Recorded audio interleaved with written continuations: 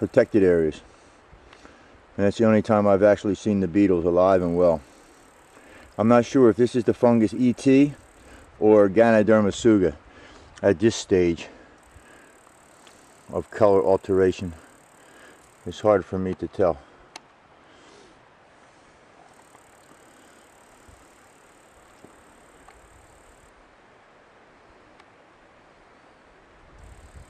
This log took over 400 years with optimum conditions to build up to be this quality of a log. People still foster the idea that trees are a natural renewable resource. If we keep cutting them, they will keep coming back the way they were. Ask any good person that works with wood. We know this isn't the case. The trees do not grow back the way they were. Anything but. It took 400 years for this increments to form this tree, this nurse log. Once you remove it, you've removed a valuable resource for this ecosystem.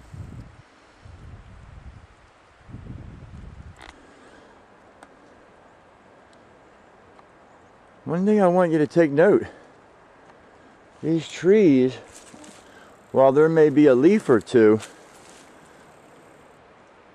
you do not have mulch piled up against the trunks of the trees.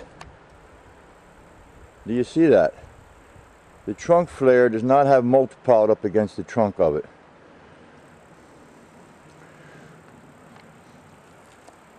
Some people say lots of mulch is good.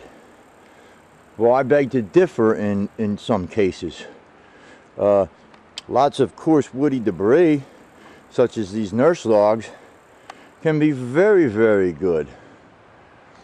While large piles of composted tree trimmings piled up against the trunks of the trees can be very, very bad.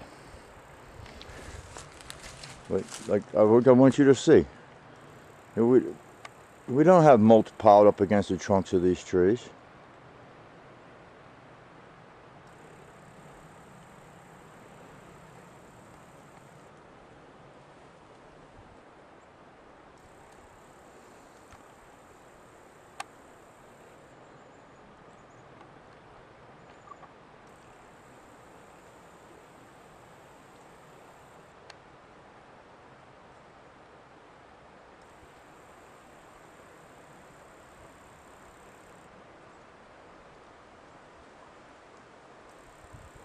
So far I've just been talking about tree health. A forest is much more than just trees. I define a forest as a highly ordered arrangement of living organisms living in, on, and near all of the ecological stages of trees in such a highly ordered fashion that it assures high quality survival for all members. Surely you don't have to agree, but you'll know what I mean. And these large size pieces of mulch function in many ways in this ecosystem, benefiting many of the organisms that are part of this ecosystem.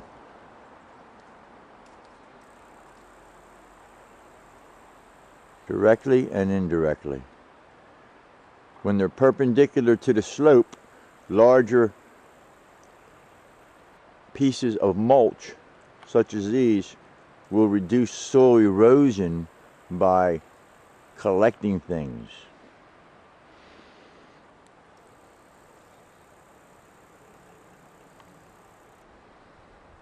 Now there's some mulch piled up against the sides of the nurse logs.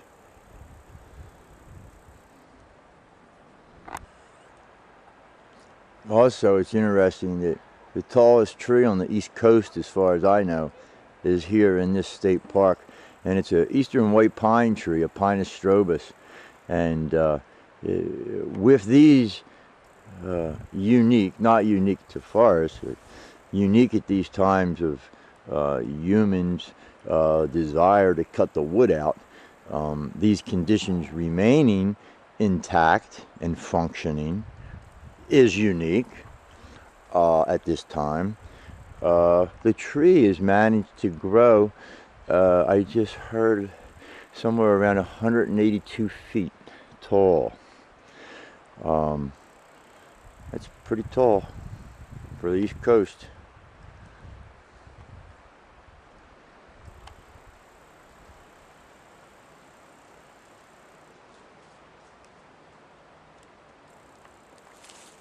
Here we have part of the log is starting to become fully incorporated into the soil.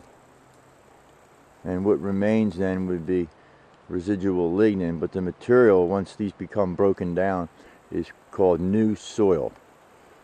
It creates new soil.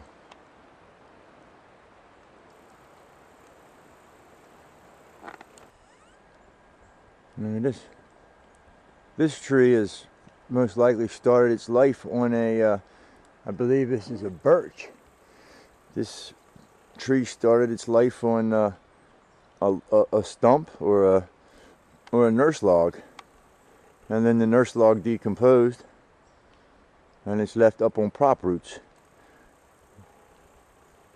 So that tree is definitely not planted too deep. Whew.